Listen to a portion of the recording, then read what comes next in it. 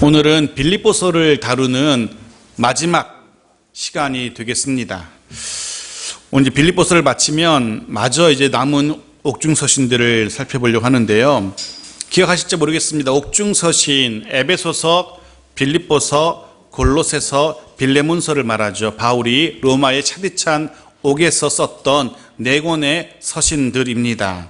오늘 이제 빌립보서를 마무리하고 앞으로 빌레몬서를 먼저 볼 것이고, 한 장밖에 안 되니까 간단하게 먼저 보고 골로새서를 마저 보려고 계획 중입니다. 우리는 오늘 빌립보서의 마지막 부분을 통하여서 빌립보 교회와 성도들에게 감사를 전하는 바울의 모습을 보게 될 겁니다. 또 더불어서 교회와 성도들을 향해서 축복을 전하는 바울의 모습도, 감사하며 축복하는 바울의 모습을 우리가 보게 될 겁니다. 10절 말씀 보십시오. 같이 읽겠습니다. 내가 주 안에서 크게 기뻐함은 너희가 나를 생각하던 것이 이제 다시 싹이 나미니 너희가 또한 이를 위하여 생각은 하였으나 기회가 없었느니라. 싹이 나미니, 바울을 생각하던 그 마음이 다시 싹이 났다라고 표현합니다. 빌립보 교회가 다시금 바울을 생각하게 되었다는 겁니다. 아마도 바울의 초기 사역부터 빌립보 교회는 바울을 위한, 바울의 선교 사역을 위한 후원을 계속했던 것 같습니다. 그러다가 어떤 이유에서였는지 바울과 바울의 선교 사역을 위한 후원을 그만두었던 것 같습니다. 그런데 다시금, 물론 그 중간중간에 계속해서 마음은 있었을 겁니다. 바울과 바울의 선교 사역을 위해서 재정적으로, 심정적으로 후원해야 되는데 라는 마음은 있었겠지만 무슨 이유에서였는지 그 일이 쉽게 재개되지 않았던 겁니다. 다시금 후원하는 일을 다시 시작하지 못했던 겁니다. 그러다가 다시금 이렇게 바울을 위한 후원을 시작하게 되었노라, 싹이 났노라 라고 이야기합니다. 그 후원이 중간에 중단된 이유 중에 하나는 아마도 지금처럼 은행이라든가 이런 온라인이라든가 이런 게 있어가지고 편하게 은행을 통해서 주고받을 수 있으면 선교헌금을 편하겠지만 그럴 수 있는 것도 아니었고, 또 먼 로마, 바울이 있는 로마에까지 오고 가는 이 먼 거리도 재정 지원을 중단하게 된 한 이유가 되었을 겁니다. 그것도 모은 그 후원금을 가지고 어떤 사람이 몸에 지니고 다녀와야 했기 때문에 강도의 위험도 있었을 겁니다. 이런 길도 안 좋죠, 교통편도 마땅치 않죠, 위험을 무릅쓰고 계속해서 다닐 사람도 여의치 않죠. 이런저런 이유로 인하여서 바울을 위한 후원이 중단되었다가 드디어 우리가 빌립보서에서 계속 본 것처럼 에바브로 디도를 통하여 디도 편에 후원금을 전달하게 되었고 다시금 후원의 일이 재개되게 된 겁니다. 바로 이 일이, 후원이 다시 재개되었음이 바울로 하여금 큰 기쁨이 되었다라고, 그 기쁨을 바울이 숨기지 않고 있습니다. 물론 바울이 기뻐하고 있는 이유는 단지 물질적인 후원이 재개되었기 때문만은 아니었습니다. 11절 보십시오. 그가 이렇게 말합니다. 같이 읽죠. 내가 궁핍함으로 말하는 것이 아니니라.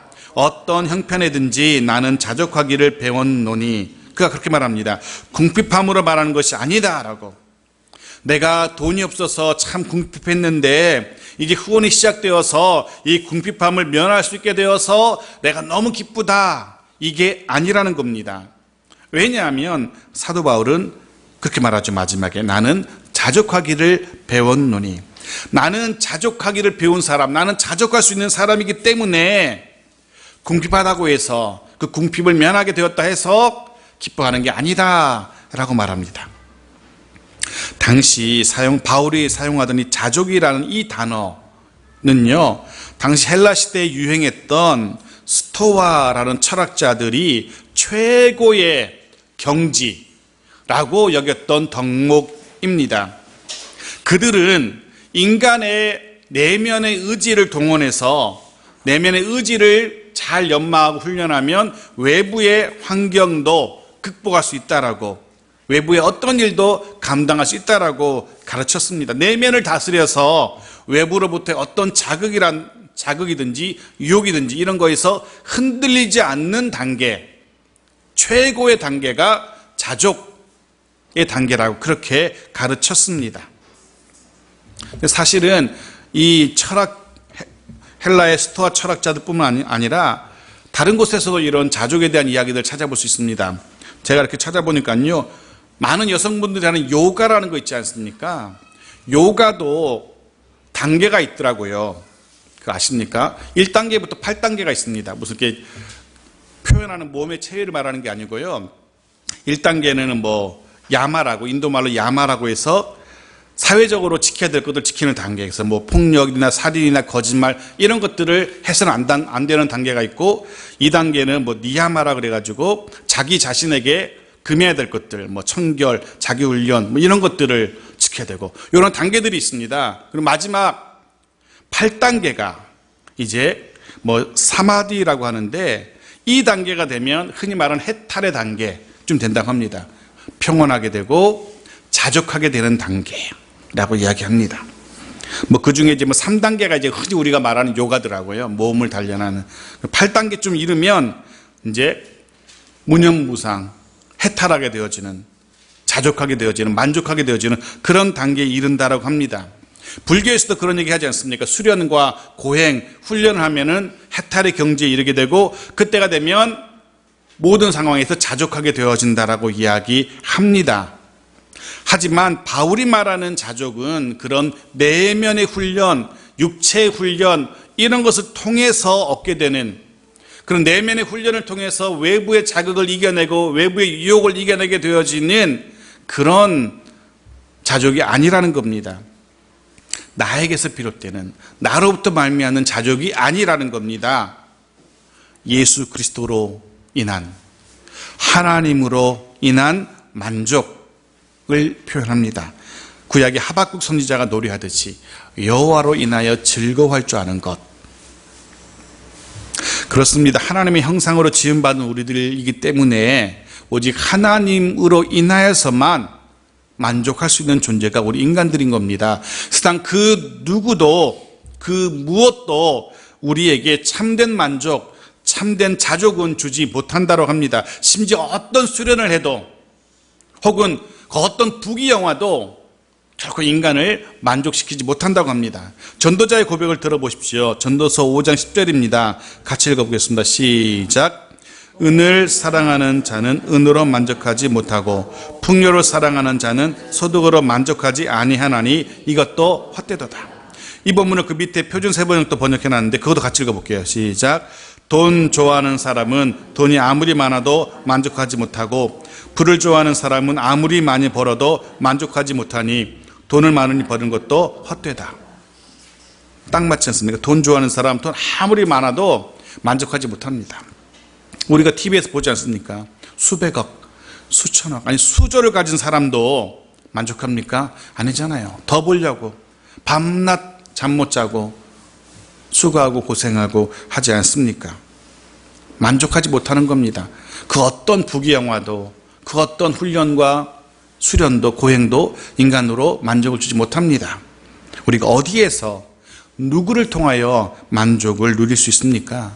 사도 바울처럼, 구약의 하박국 선지자처럼 하나님으로 인하여, 주님으로 인하여서만 우리는 만족을 누릴 수 있는 존재들인 겁니다. 12절에서는 그렇게 자족하는 자신의 사도 바울의 모습을 더 구체적으로 표현하고 있습니다. 12절 보십시오. 같이 읽죠. 나는 비천에 처할 줄도 알고 풍부에 처할 줄도 알아. 모든 일, 곧 배부름과 배고픔과 풍부와 궁핍에도 처할 줄 아는 일체의 비결을 배웠노라. 그 어떤 환경에서도 자족할 수 있게 되었다는 겁니다. 비천하게 되었을 때도, 풍부하게 되었을 때도, 배부를 때에도, 배고플 때에도, 풍부할 때에도, 궁핍할 때에도 사도 바울은 자족할 수 있었답니다. 어떤 환경에도 흔들리지 않게 되었다는 겁니다. 어떤 상황에서도 무너지지 않게 되었다는 겁니다. 자족하게 되었기 때문에. 저도 또 여러분도 그럴 수 있었으면 합니다. 넉넉할 때이든지 혹은 모자랄 때이든지, 건강할 때이든지 혹은 병들어 아플 때이든지, 힘들 때이든지 혹은 평안할 때이든지, 일이 계획대로 잘 풀릴 때든지 그렇지 않을 때든지 모든 순간에 자족할 수 있게 되어지는, 주님으로 인하여 하나님으로부터 임하는 평안으로 자족할 수 있게 되어지기를 간절히 소원합니다. 그런데 11절과 12절에서 거듭 반복되는 표현이 있었습니다. 바로 배웠다라는 표현입니다. 사도 바울이 이 자족을요, 무언가로부터 혹은 누군가로부터 배웠다라고 표현하고 있어요. 누구에게 배운 겁니까? 13절에 그 힌트가 주어지고 있어요. 13절 같이 읽겠습니다. 너무나 유명한 본문이죠. 같이 읽습니다. 내게 능력 주시는 자 안에서 내가 모든 것을 할 수 있느니라. 아멘. 아멘. 내게 능력 주시는 자, 그로부터 사도 바울이 자족을 배웠다는 겁니다. 내게 능력 주시는 자, 누구를 말합니까? 디모데전서 1장 12절에 그 답이 나옵니다. 같이 읽겠습니다. 나를 능하게 하신 그리스도 예수 우리 주께 내가 감사함은 나를 충성되이 여겨 내게 직분을 맡기심이니. 여기서도 사도 바울을 능하게 하는 분이 나옵니다. 그 뒤에 설명이 되죠. 그리스도 예수라고. 이 빌립보서 4장 13절 내게 능력 주시는 자라는 이 표현과 디모데전서 1장 12절에 나를 능하게 하신 이란 표현이 똑같아요. 헬라어로 엔 디나모라고 똑같은 단어가 쓰이고 있어요. 같은 단어를 빌립보서에는 능력 주시는 자라고 능력 주시는 이라고 표현했고 디모데전서에서는 능하게 하신 이라고 표현하고 있는 겁니다. 즉 같은 이야기를 하고 있어요. 누가 능력 주시고 누가 능하게 하신다고요? 빌립보서에서는 그 해답이 나와 있지 않지만 디모데전서에는 그 해답이 나오고 있는 겁니다. 능력 주시는 분, 능하게 하시는 분, 바로 그리스도 예수 우리 주라고 밝혀져 있습니다. 그렇습니다. 예수 그리스도, 그분이 저와 여러분을 능하게 하시는, 저와 여러분에게 능력 주시는 분이십니다. 나로 하여금, 우리로 하여금 능하게 하시는 분이십니다. 모든 것을 할 수 있게 하시는 분, 예수님이십니다. 자족할 수 있도록 하시고요. 어떤 상황에서도 맡겨진 사명 감당할 수 있도록 도우시는 분이십니다. 어떤 시련과 유혹에도 능히 이기게 하시는 분이 우리 주 예수 그리스도이십니다. 비천할 때에도, 배고플 때에도, 궁핍할 때에도, 병들었을 때에도 감사할 수 있게 하시는 분이 바로 우리 주 예수 그리스도라는 겁니다. 여러분 잊지 마십시오. 내가 자족할 수 있는 이유는 다른 것에 있지 않습니다. 내가 늘 만족할 수 있는 이유는 바로 우리 주 예수 그리스도 때문입니다. 주님으로 인하여, 주님 때문에, 주님을 통하여 늘 만족하는, 늘 자족하는 삶을 살아갈 수 있게 되는 겁니다. 그리고 또 한 가지 여러분 기억하실 것은요, 예수 그리스도, 그분은 나에게, 우리에게 주시는 능력, 그 능력은 또한 우리가 버겁고 힘든, 어려운 우리의 환경과 상황을 바꾸실 만한 능력이라는 사실, 주님께로부터 임하는 그 능력은 우리의 모든 상황과 형편을 바꾸실 수 있을 만큼의 큰 능력이 있는, 큰 권능이 있는 능력이라는 사실을 우리가 기억해야 됩니다. 그분의 능력은요, 우리로 하여금 자유케 하십니다. 그분의 능력은요, 우리로 하여금 우리를 치유하십니다. 그 능력이 우리를 둘러싼 모든 사단의 강력한 것들을 파십니다. 그 능력이 예수 그리스도가 바로 저와 여러분이 섬기는 그분이라는 사실을 잊지 마십시오. 그러기 때문에 더 이상 그 누구에게도 무릎 꿇을 필요가 없습니다. 그 어떤 상황에도 더 이상 굴복해서는 안 되는 겁니다. 더 이상 다른 이에게 구하지 마십시오. 우리로 만족해 자족해 하시는 예수 그리스도, 그분의 능력은 우리의 모든 것을 바꾸실 수 있는, 우리를 능하게 하시는 분이시기 때문에 그렇습니다. 자, 여기까지 정리해 보겠습니다. 사도 바울은 자족할 줄 아는 사람이었습니다. 해서 빌립보 교회와 성도들로부터의 후원금이 없었다 할지라도 궁핍했을 때에도 부족함 없이, 불편함 없이 삶을 살았을 겁니다. 고난을 더 이상 고난으로 여기지 않았던 겁니다.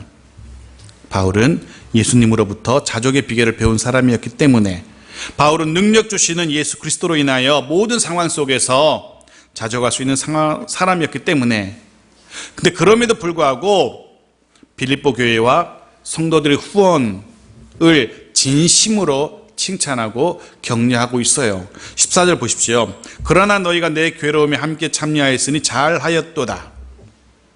후원금이 없어도 나는 만족하고 자족하지만 너희들이 후원금을 드렸구나, 참 잘했다 라고 진심으로 칭찬하고 격려합니다. 그러면서 이런 표현을 써요. 그러나, 그럼에도 불구하고 내 괴로움에 함께 참여하였으니 잘하였도다.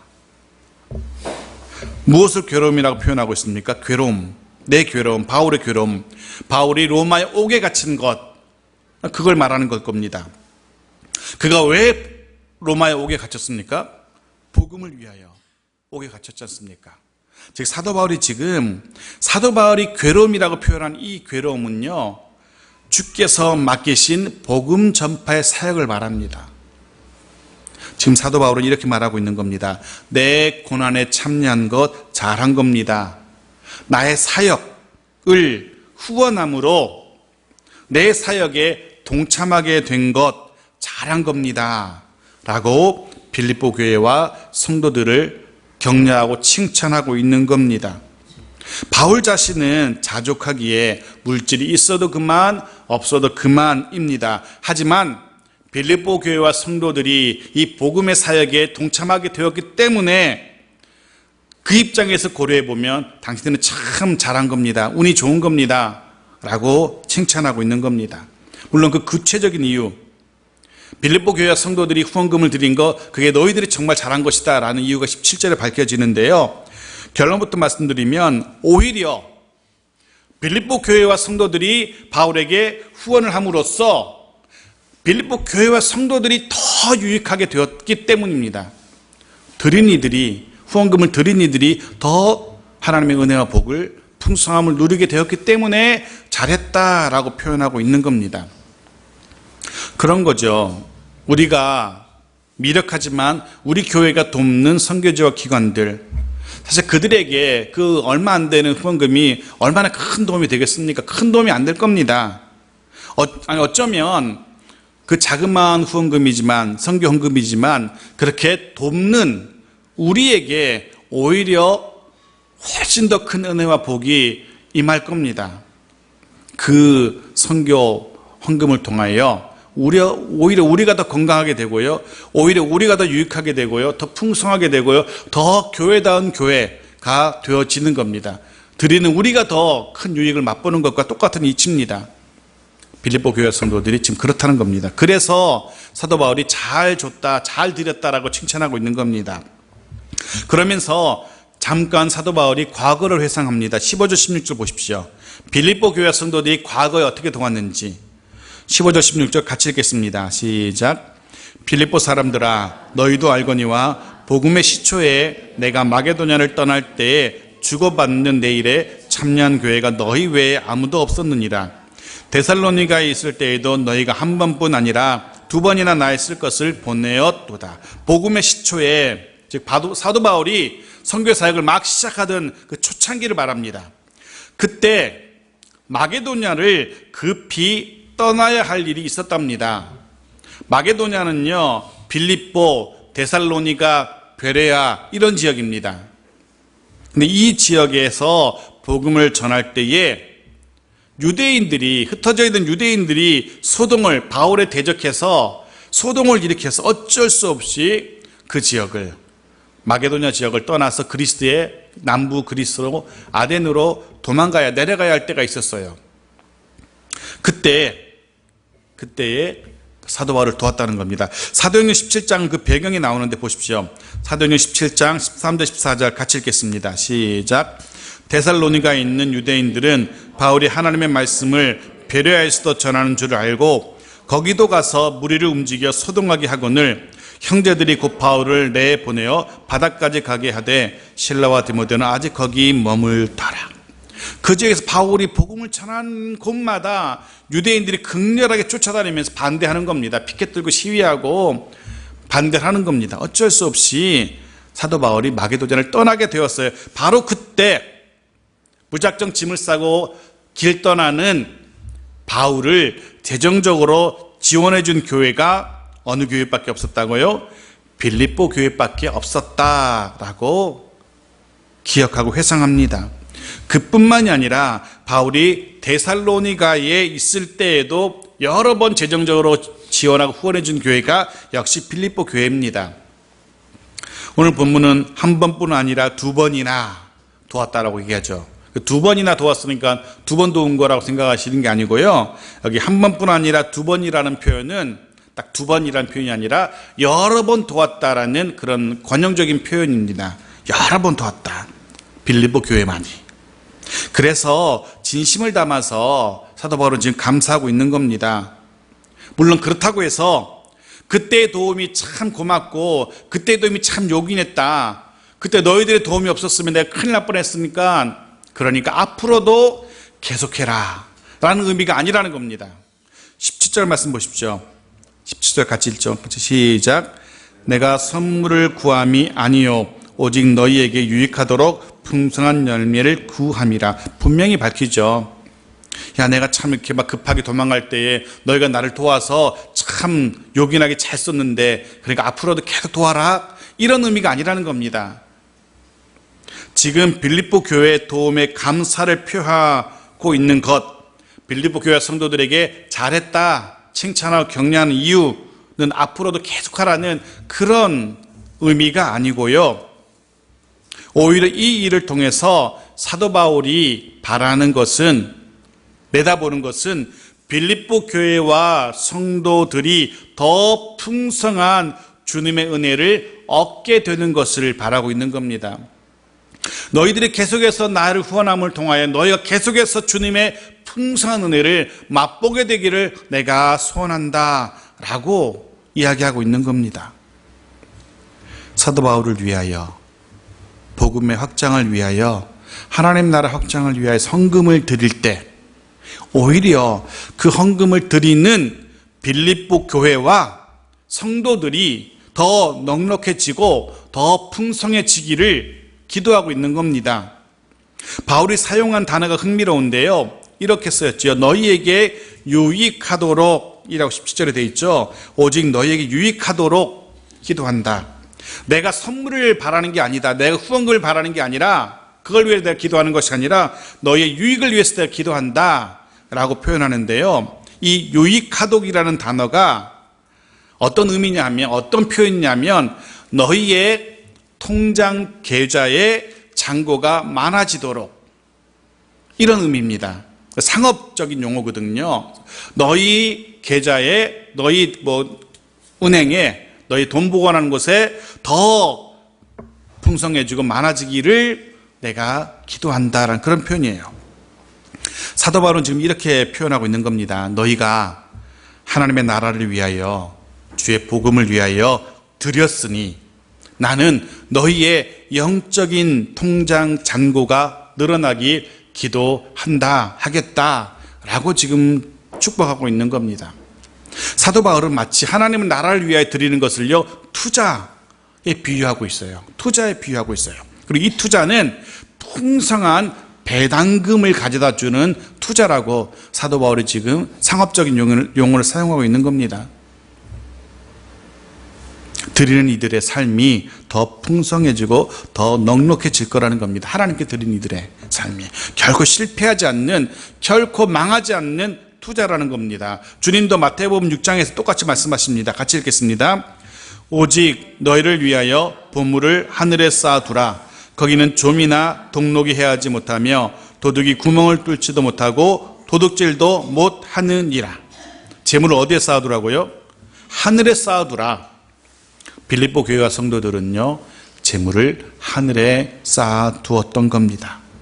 우리 창성교회와 모든 성도님들도 우리의 재물을 하늘에 쌓을 수 있기를 축원합니다. 어떻게 하늘을 위해서 하늘에다 보물 쌓습니까? 공중으로 집어 던지면 됩니까? 아닙니다. 어떻게 하늘에 쌓아요? 우리가 돈을 벌 때, 돈을 쓸 때, 공부할 때, 모든 순간에 이것이 하나님을 위한 것이야. 내가 돈을 버는 목적도, 내가 돈을 쓰는 이유도 하나님의 나라의 확장을 위한 것이야 라는 그런 자세로 돈을 벌고 돈을 쓸 때 그것이 하나님 나라에 쌓여지게 되는 겁니다. 18절 말씀 보십시오. 빌립보 교회와 성도들의 헌금을 사도 바울이 이렇게 표현해요. 같이 읽겠습니다. 내게는 모든 것이 있고 또 풍부한지라 에바브로 편에 너희가 준 것을 받음으로 내가 풍족하니 이는 받으실 만한 향기로운 제물이요 하나님을 기쁘시게 한 것이라. 빌립보 교회가 바울에게 준 헌금입니다. 근데 바울이 어떻게 표현합니까? 이는 받으실 만한 향기로운 제물이요 하나님을 기쁘시게 한 것이라. 빌립보 교회가 바울에게 후원금을 전달했는데요, 바울이 기쁜 게 아니라 이 헌금이 누구를 기쁘시겠다고요? 하나님을 기쁘시게 한 겁니다. 이 부분을 다른 번역은 또 이렇게 번역하죠. 그것은 향기, 밑에 같이 읽겠습니다. 그것은 아름다운 향기요 하나님께서 받으시는 제물 곧 하나님을 기쁘시게 하는 제물입니다. 더 분명하게 표현됩니다. 빌립보 교회가 드린 선교의 예물, 그것은 하나님께 드려진 향기고 하나님께 드려진 제물이고, 그래서 그것은 하나님을 기쁘시게 하게 되는 겁니다. 바울을 기쁘게 한 것 그 이상으로 하나님을 기쁘시게 하게 되는 겁니다. 우리가 드리는 예물들, 그 예물들이 물론 우리 교회를 위하여, 교회 유익을 위해서 쓰여지겠지만 궁극적으로 그것은 하나님께 드려지는 향기고, 그래서 하나님께 드려지는 제물이고, 하나님을 기쁘시게 하는 제물이 되는 겁니다. 그러기에 19절에서 사도 바울은 빌립보 교회 성도들을 마음껏 축복하게 되는 겁니다. 하나님께 드려진 예물이기 때문에. 19절 같이 읽겠습니다.